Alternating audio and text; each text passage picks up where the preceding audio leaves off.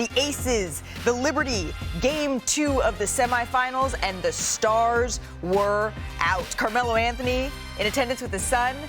Alicia Keys is in the building. We're going to pick this one up in the first quarter. The Aces spreading the wealth here. Look, Asia Wilson gets double teams, find an open Alicia Clark for the layup, and then a few minutes later here, Jackie Young hits that deep three. And then a few possessions after that, Wilson once again double teamed. Okay, she hits Chelsea Gray for that wide open three. The ball is moving, everything is clicking early. Clark, Gray, Young combined for 24 first quarter points. Wilson and Kelsey Plum had only 2. So the Aces up by 5 after the first quarter, but then Kayla Thornton drives inside for the layup here. And Becky Hammon, watch her here, not happy, calls a timeout and really just starts ripping into her team there. Thornton had that easy drive to the basket, and Hammon still yelling on the sidelines there. So we're going to pick this up later in the second. Sabrina Ionescu in the corner. That's her shot. She hits the three. The Liberty, they lead by 6 at the break. And remember, they're 26-0 this season when they're leading at halftime. Uh-oh. All right, so to the fourth we go. The Aces down by 5 here. Watch Wilson inside. Nifty move there.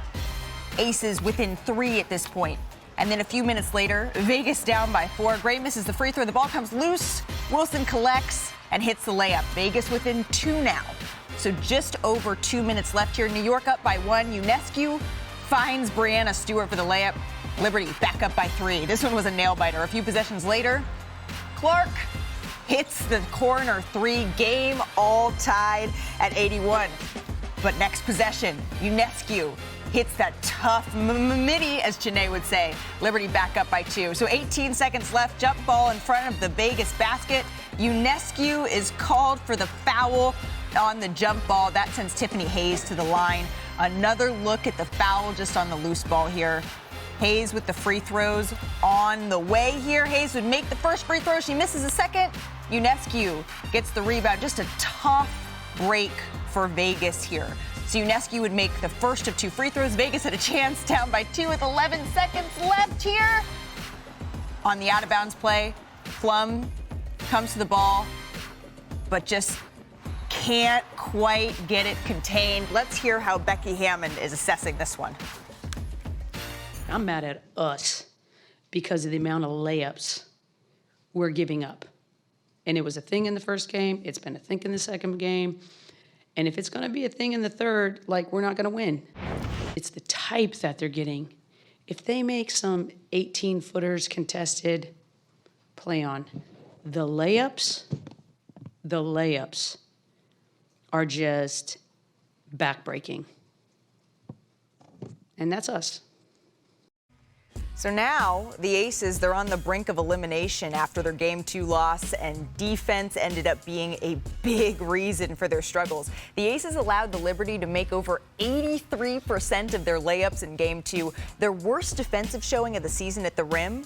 So let's bring in Chiney Ogwumike here, because blown layups, obviously they tortured the Aces, but what did you see from the Liberty in this game? And you're looking at one specific all-star here.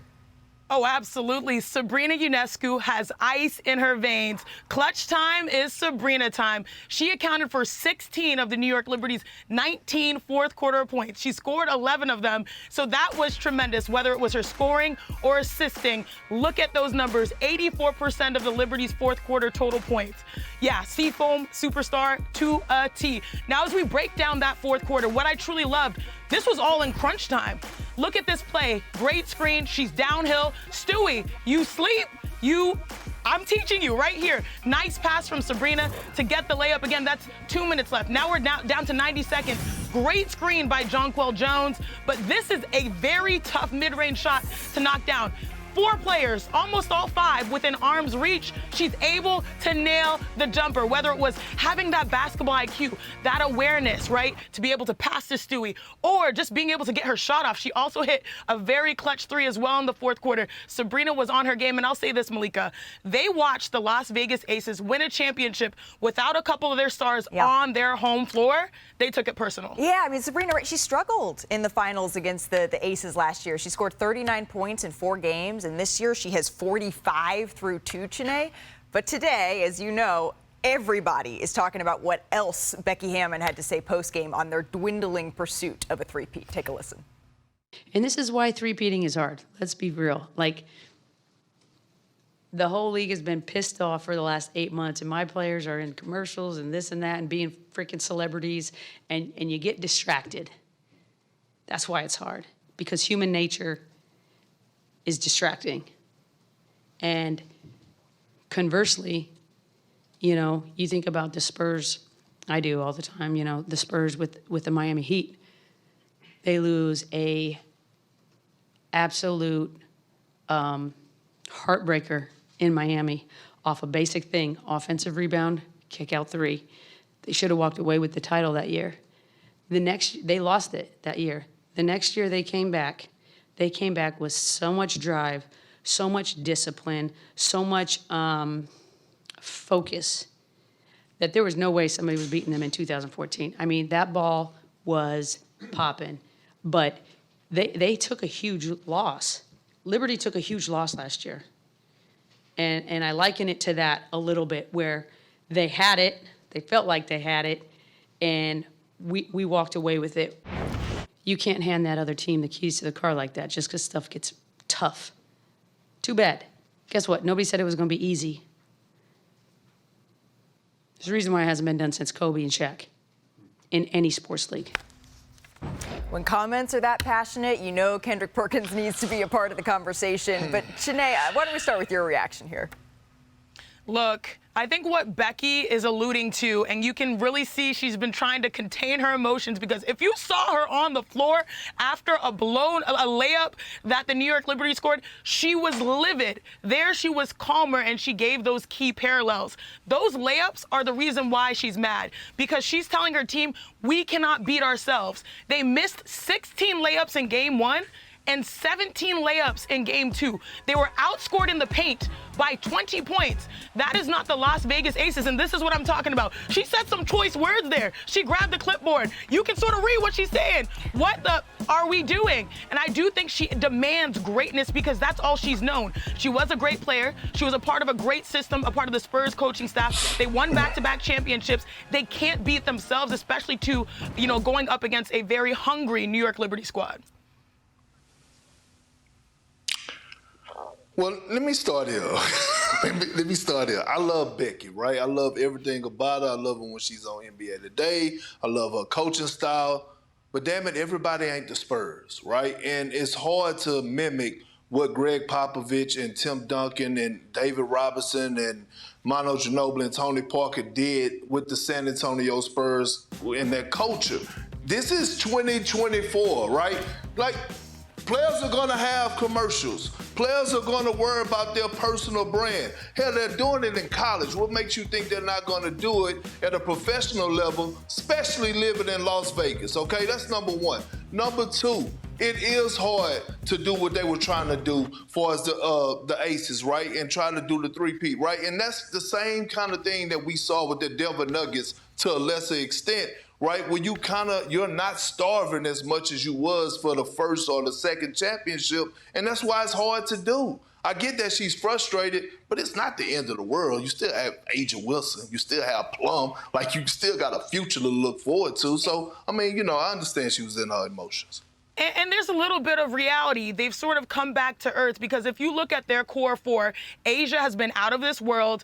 Chelsea Gray still coming off of injury, even though she was able to succeed in the Olympics. Jackie Young, not 100%. You look at Kelsey Plum, who had a great game one, but game two, she got into foul trouble. It feels like that was just the reality, not necessarily, and going up against a team that is clicking on all cylinders. Right, but it's hard to three-peat, right? It is hard. Becky alluded to this. It hasn't been done in the W since the inaugural seasons, right? The first three. It hasn't been done in the NBA since the Lakers in the early 2000s. And Perk, I hear what you're saying about having Aja Wilson on your team. That usually is the ultimate, you know, collect five type of card, but no team has ever come back from an 0-2 deficit in the W. All right, let's head to the W, Chiney. The Lynx, the Sun, they faced off in game two of the semifinals on Tuesday night. Nafisa Collier dressed for business here, looking to even up this series. We're going to pick this one up early in the second quarter, Chiney. The Sun trailed 20-15, but Marina Mabrey dribbles right, drops her defender, buries a step back. Look, that's Maisha. She's a tough woman, but right there, that's a sniper, Marina, for 3. And then later in the second quarter here, the Sun trail by 4. Mabry attempts this pass inside, but Kayla McBride steals it, takes it the other way. And then Chiney, after the bucket, McBride giving Mabry a little bump there as she went back down the court. That's Notre Dame on Notre Dame crime. I thought y'all were supposed to be sisters, but nah, not during the playoffs. Not between those 4 lines. She would receive a technical foul there. And then McBride hitting the pull-up 3. And then a little MJ shrug there to top it off. That's a little wild. You can fight, and then you can be like, oh, I'm good. I'm good. And then in the third quarter here, the Lynx up by 9. Courtney Williams nails the 3. Lynx up by 12 at this point. And then in the closing seconds of the third here, the Sun down 11. Alyssa Thomas gets in the lane and hits the buzzer beater off the window there. The Sun down 9 after the third. So, Chiney, let's go to the fourth here. Just over 3 minutes left. The Lynx up by 7.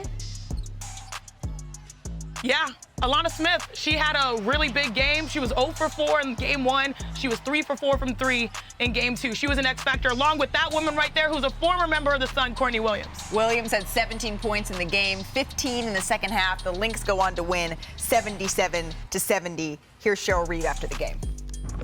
And I know I was, obviously disappointed we didn't win the first game, but I felt really, really good about this team's ability to bounce back.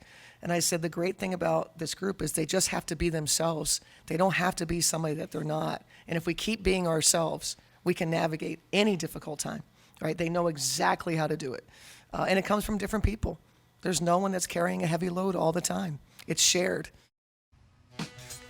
The series is all tied up at 1, and that means it is game 3 that is going to be a fight. Because remember, since the WNBA added a best-of-5 series, teams who win game 3 of a tied tilt only go on to win the series 59% of the time. So both teams, they have a ton up for grabs in this one. On Friday night on ESPN2, we'll have that game 3 doubleheader in the best-of-5 playoffs. The Lynx, the Sun, they each look to take a series lead. That's at 7:30 Eastern. And then it's the Liberty and the Aces looking to make history, coming back from down 0-2. WNBA Countdown gets it all started. That's at 7 o'clock.